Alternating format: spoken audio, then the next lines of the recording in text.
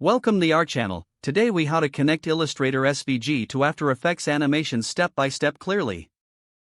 Open Adobe Illustrator and create your artwork. Ensure that your artwork is comprised of vector graphics. Select all the elements you want to include in your animation. Navigate to the File menu and choose Export. From the Export options, select Export As. In the dialog box, click Export to open the SVG options window. Adjust any settings if necessary, then click OK to finalize your SVG file. Open Adobe After Effects and create a new project. Navigate to the File menu and select Import. Choose File from the drop-down menu. Locate and select the SVG file you just exported.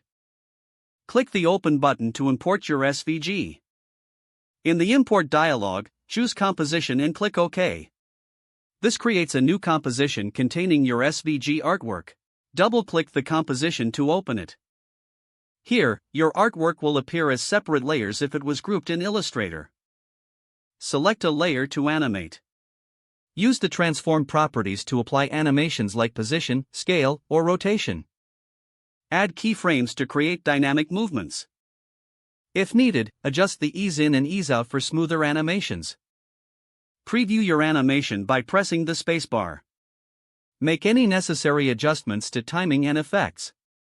Once satisfied, navigate to Composition and select Add to Render Queue.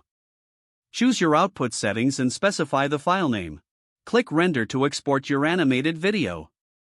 Now you have successfully connected Illustrator SVG to After Effects for animation. If the page does not load, refresh the browser or try again in a private or incognito window. Make sure you are using the correct email address, then retype it carefully to avoid small typos. If your password is not accepted, use the Reset option and create a new strong password you can remember. Check your spam folder for verification or security emails, then complete any requested confirmation steps. Enable two-factor authentication if available to improve account security and reduce unauthorized access risk. After signing in, review your profile details so your contact information and settings are accurate and current.